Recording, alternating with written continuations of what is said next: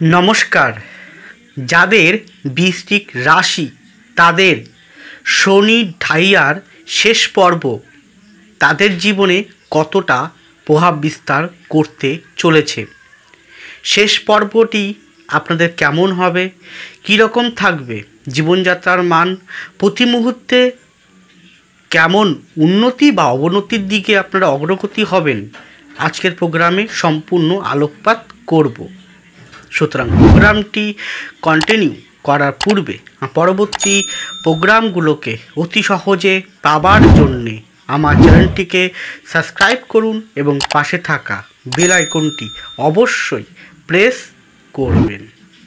আসুন তাহলে শুরু করা যাক আজকের মূল আলোচ্য পর্বে। এখানে আমি দুটো পার্টে ভাগ করেছি, দুটো ভাগে। একটা হচ্ছে শনি বক্রির আগে, শনি বক্রির আগে কী প্রভাব, শনি বক্রি হওয়ার পরে কী প্রভাব, দুটো পার্টে আমি ভাগ করেছি। তাহলে আপনার যদি বৃশ্চিক রাশিটা হয়, মানে চন্দ্র আপনার এখানে অবস্থান, কোথায়? কালপুরুষের অষ্টম মঙ্গলের ঘরে। এবার সেখান থেকে 4th হাউসে শনি তার মূল ত্রিকোণ ঘরে ষষ্ঠযোগ নির্মাণ করে আছে, কিন্তু বর্তমানে বক্রি অবস্থায় রয়েছে বৃহস্পতি নক্ষত্র নিয়ে। সেই বৃহস্পতি কোথায় আছে? সেই বৃহস্পতি আপনাদের সপ্তম ভাবে আছে। এরপরে শনি শতবিশা নক্ষত্রে নেমে আসবে। শনি বক্রি হয়ে সে আপনাদের তৃতীয় ভাবটায় কানেক্ট করছে এবং আপনাদের পঞ্চম ভাবটাকেও কিন্তু কানেক্ট করে আছে। এবার এখান থেকে ফলো করুন যে ঢাইয়া কাকে বলে। চন্দ্র সাপেক্ষে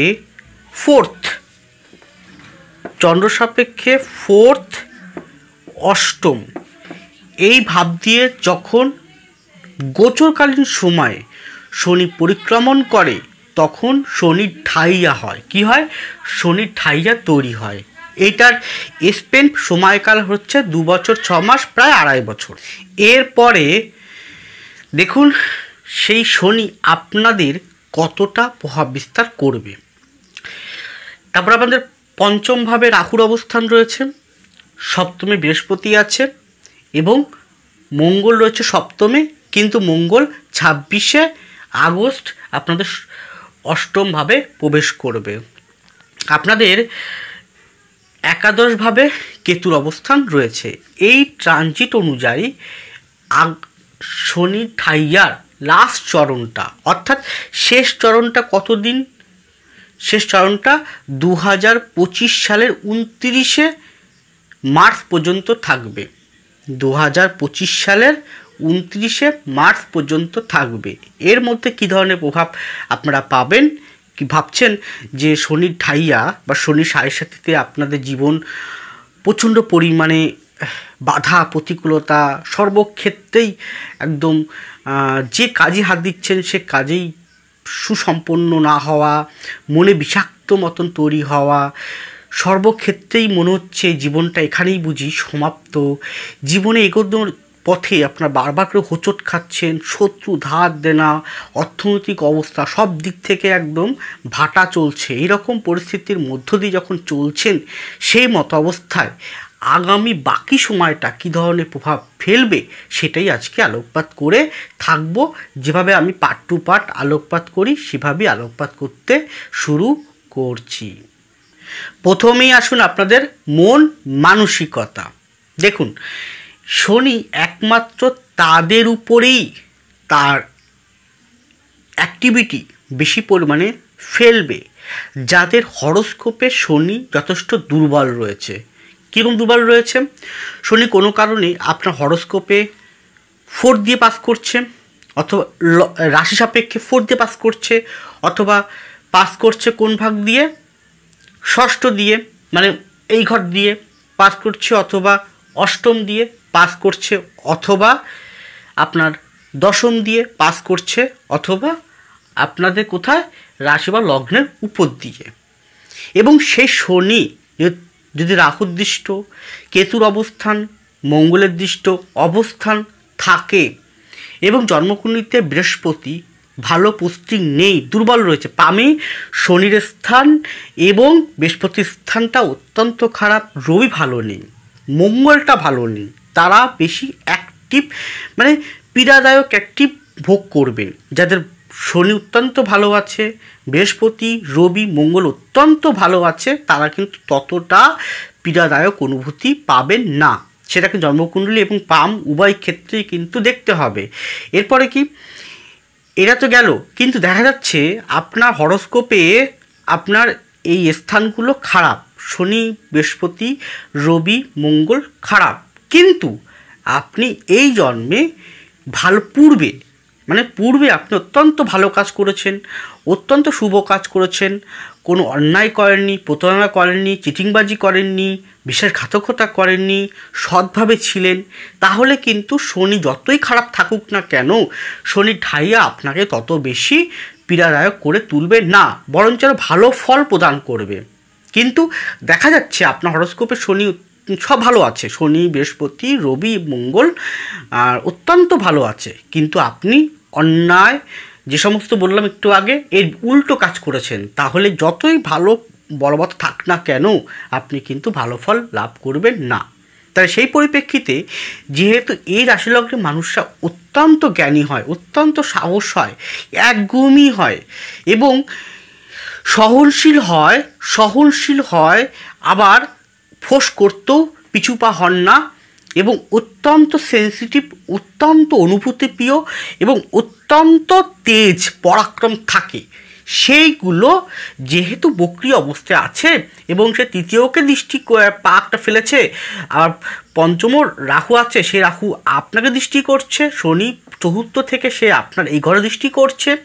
এই অবস্থায় আপনার আমি শনি বক্রী অবস্থা বলবো যে অত্যন্ত অস্থির, অত্যন্ত টেনশান, অত্যন্ত নিরাপত্তাহীনতা আপনার মধ্যে প্রায়শই কিন্তু আসবে।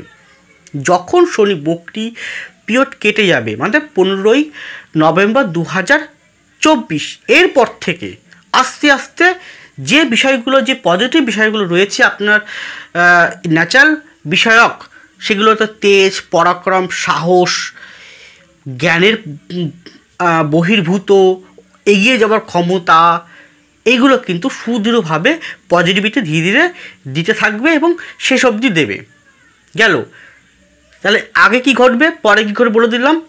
এবার আগে যে বললাম যে নেগেটিভ প্রভাবগুলো দেবে, সেই তারও একটা মাত্রা আছে, সে মাত্রার কিছুটা ব্যালেন্স করবে বৃহস্পতির দৃষ্টিটা পড়ছে বলে, বৃহস্পতির দৃষ্টি পড়ছে বলে কিছুটা ব্যালেন্স করবে, মানে অতটা মারাত্মক প্রভাব পাবেন না। কিন্তু হ্যাঁ, যেহেতু 4th দিয়ে পাস করছে, সেহেতু অস্থিরতা, নিরাপত্তাহীনতা, সন্দেহবাতিকতা, খুঁতখুঁতে, আমার দ্বারা কিছুই হবে না, সব কিছু পেয়েও মনে হবে আমি কিছুই পাইনি, অতৃপ্ত, এইগুলো কিন্তু আপনাকে দেবেই দেবে। তাই এইগুলোর প্রতি যতটা পারবেন 15 নভেম্বর 2024 পর্যন্ত একটু কন্ট্রোল করুন, কারণ আগামী যে দিনগুলো আছে তার পরের সময়গুলো অত্যন্ত ভালো মানসিকতার দরুন, পজিটিভ মানসিকতার দরুন আপনি কিন্তু বাকি সময়টা কিন্তু এগিয়ে যেতে পারবেন সুদৃঢ়ভাবে। এরপরে আপনাদের শরীর স্বাস্থ্য, সেক্ষেত্রে বলবো বুক বা চেস্ট খুব সাবধান, অর্থোপেডিক আর্থারাইটিস ভীষণ সাবধান থাকবেন, নার্ভের সমস্যা ভীষণ সাবধান, হঠাৎ জ্বর জাতীয় বিষয়, ঠান্ডা জাতীয় বিষয় খুব সাবধান, দাঁত বা মুখমণ্ডল বিষয়ক বা মুখের ভিতরে কোনো ইনফেকশন ভীষণ সাবধান, পেট সংক্রান্ত জায়গা গল ব্লাডার ভীষণ সাবধান, হাইপার টেনশন রক্ত জাতীয় বিষয় ভীষণ সাবধান। যদি এই কটা বিষয় মনে হয় অবশ্যই টু বি ডক্টর।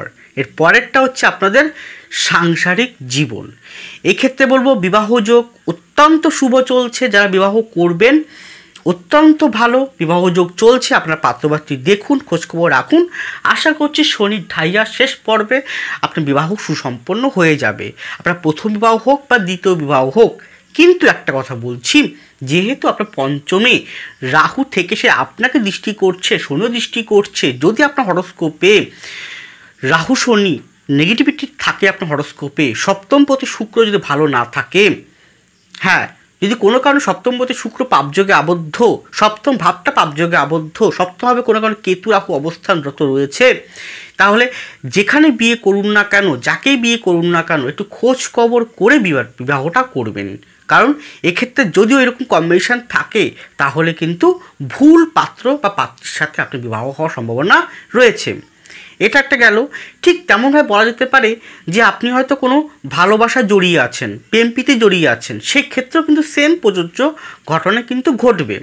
এখানে লাভ প্লাস অ্যারেঞ্জ বিবাহ সম্ভাবনা কিন্তু রয়েছে, কিন্তু তথাপি বলবো জটক বিচার খোঁজখবর করে রাখা। হয়তো পাত্র পাত্রী ঠিক, কিন্তু তার পরিবারটা ভুল, কোনো কারণে পরিবার ভিত্তিক কোনো সমস্যা আছে, বা কোনো পুরনো কোনো সমস্যা তার আছে, সেটা আপনার কাছে গোপন করে যাচ্ছে। যাই হোক না কেন, একটু খোঁজখবর করে বিবাহটা অবশ্যই করবেন। একটা গেল।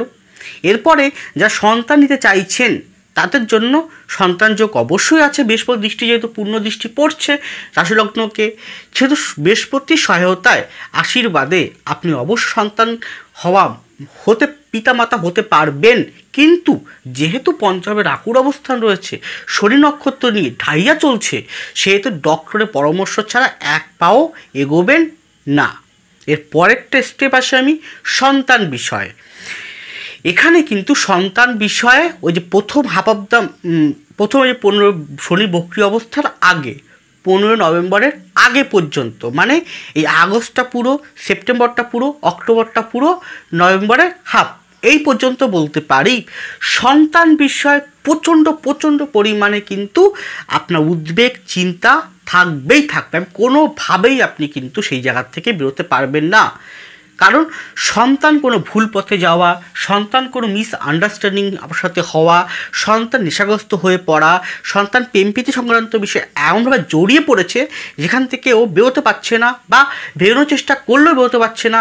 সে কোনো কারণে এমন চক্করে পড়েছে যেটা সে সন্তানকে তো সমস্যা ফেলছে, তার সঙ্গে আপনার পিতামাতাকে সমস্যায় ফেলছে, তার পরিবারকে সমস্যায় ফেলছে। এছাড়াও সন্তানের পড়াশোনার ক্ষেত্রে পড়াশোনা থেকে অন্য কিছুর প্রতি তার মন চলে যাওয়া, অন্য কিছুর উপর টান চলে যাওয়া, সন্তান সে বন্ধু সঙ্গপ্রীতি এমনভাবে বেড়ে গেছে যে পড়াশোনার থেকে অন্য কিছু বা অন্য কোনো দুঃসঙ্গ দোষে দুষ্ট হয়ে পড়া, এগুলো প্রথম অবস্থায় দেবে। তার ফলে কী হবে, আপনি সন্তানকে বোঝাতে চাইবেন, আপনি সন্তানকে বলবেন এই কাজটা ঠিক নয়, এই কাজটা ভুল, তখনই কী হবে, আপনার সাথে সন্তানের কোনো মিসআন্ডারস্ট্যান্ডিং, ভুল বোঝাবুঝি তৈরি হয়ে যাবে, যার ফলে কী হবে, সংসার জীবনটা ডিসব্যালেন্সের তৈরি হতে পারে সন্তানকে কেন্দ্র করে। এই একটা। এরপরে যখন নভেম্বরের পর ডিসেম্বর থেকে আস্তে আস্তে যখন শেষ চরণের শেষ দিকটা 29শে মার্চ পর্যন্ত এগোবে, দেখবেন সন্তানের যে কেরিয়ার, সন্তানের উচ্চশিক্ষা, সন্তানের কর্মজীবন আস্তে আস্তে ভালোর দিকে এগোচ্ছে। তথাপি যেহেতু এটা ইন জেনারেল আলোকপাত করছি, ব্যক্তিগত কারো উদ্দেশ্যে নয়, সন্তানের হরস্কোপটি জন্মকুণ্ডলী অবশ্যই বিচার্য। এর পরেরটা আসছি চতুর্থভাবে, যেহেতু শনি অবস্থান করছে, বৃহস্পতি নক্ষত্র নিয়ে মঙ্গল অষ্টমে ঢুকে যাবে। এই ক্ষেত্রে বলতে পারি যেহেতু ভূমি মাটি এইটাকে দেখে, শনি দেখে, মঙ্গলও দেখে, এই ক্ষেত্রে আপনার জমি জমা সংক্রান্ত বিষয় বা কোনো ভূমি সংক্রান্ত বিষয়, বাসস্থান সংক্রান্ত বিষয় বা কোনো ফ্ল্যাট বাড়ি সংক্রান্ত বিষয় একটু সমস্যা, শরীরী গণ্ডগোল, আইনি সমস্যা কিন্তু আগে, মানে কি বললাম, 15 নভেম্বর আগে পর্যন্ত দেবে। কিন্তু সলিউশন আপনি যতই চেষ্টা করুন না কেন, খুব একটা সলিউশন আপনি পাবেন না। যাদের অত্যন্ত ভালো কর্ম থাকবে বিগত দিনে, অত্যন্ত সৎ থাকবেন, অত্যন্ত পজিটিভ থাকবে হরস্কোপটি, তারা হয়তো 100-র মধ্যে 5% ব্যক্তি থাকবেন যারা এই সময়টা কিন্তু ভালো কর্ম, ভালোভাবে সেই জায়গা থেকে বেরিয়ে আসতে পারবেন। নচেত অন্য কেউ কিন্তু বেরিয়ে আসতে পারবে না অত সহজে। তার জন্য তাকে অনেকটা বেগ পেতে হবে, অনেকটা কষ্ট পেতে হবে, অনেকটা ক্ষয়ক্ষতির মধ্যে পড়তে হবে, অনেকটা জিনিস আপনার হাত থেকে পাওয়া জিনিসও চলে যেতে পারে। গেল এ একটা গেল। এরপরে এখানে পরিবার ভিত্তিক আপনাকে কিন্তু যতক্ষণ আপনি বাড়ি, মানে 4 দেওয়ালের মাঝখানে বাড়ির মধ্যে থাকবেন, ততক্ষণ আপনার মন টিকবে না, মন অস্থির হয়ে উঠবে, মন দুশ্চিন্তাগ্রস্ত হয়ে উঠবে, মন মনে হবে এই বুঝি আমি বাড়ি থেকে অন্য কোথাও চলে যাই, প্রায় কিন্তু ঘটবে। গেল স্বামী স্ত্রীর মধ্যে যদি হরস্কোপ অত্যন্ত ভালো থাকে, তাহলে স্বামী স্ত্রীর মধ্যে রোমান্টিসিজম, প্রেম প্রীতি ভালোবাসা, প্ল্যানিং করার ক্ষমতা সব ভালো হবে। কিন্তু যদি খারাপ থাকে তাহলে কিন্তু ওই কথাবার্তার জন্য, ইগোস্টিকের জন্য আর আপনার কিছু ভুল সিদ্ধান্তের জন্য অশান্তি কিন্তু বেশ দানা বাঁধতে পারে। এর পরেরটা হচ্ছে এখানে শত্রু আপনার ভীষণ থাকবে। হ্যাঁ, পরিবার ভিত্তিক হোক বা আশেপাশের লোকজন থেকে হোক, শত্রু আপনার ভীষণ পরিমাণে থাকবে। সেই শত্রুর কারণে বা তৃতীয় ব্যক্তির কারণ হেতু পরিবারের অশান্তির কিন্তু দানা বাঁধবে প্রচণ্ড পরিমাণে। তাই আপনার কী করা উচিত? সঠিকভাবে পর্যবেক্ষণ, সঠিকভাবে একটু খোঁজখবর করে সাবধানে পা ফেলা উচিত। অতি সহজেই কাউকে বিশ্বাস এই মুহূর্তে করবেন না। বিশ্বাস করতে বলছি, কিন্তু খোঁজখবর নিয়ে ব্যক্তিটি কেমন, পরিবারটি কেমন, সে দেখুন অনেক এই সময়টা কী হবে, ছদ্মবেশী রূপ ধারণ করে এমন ব্যক্তি আপনার জন্য প্রবেশ করবে যা আপনি বুঝতেই পারবেন না সে কখন আপনাকে ক্ষতি করে বেরিয়ে যাচ্ছে। তা সেই দিকের প্রতি নজর রেখে এগিয়ে চলুন। কিন্তু এই রকম সময়টা থাকবে না।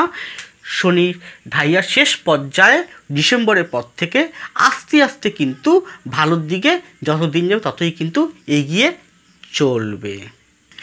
এর পরে লাস্ট পয়েন্ট, আপনাদের কর্মজীবন, অবশ্যই অর্থনৈতিক জীবন।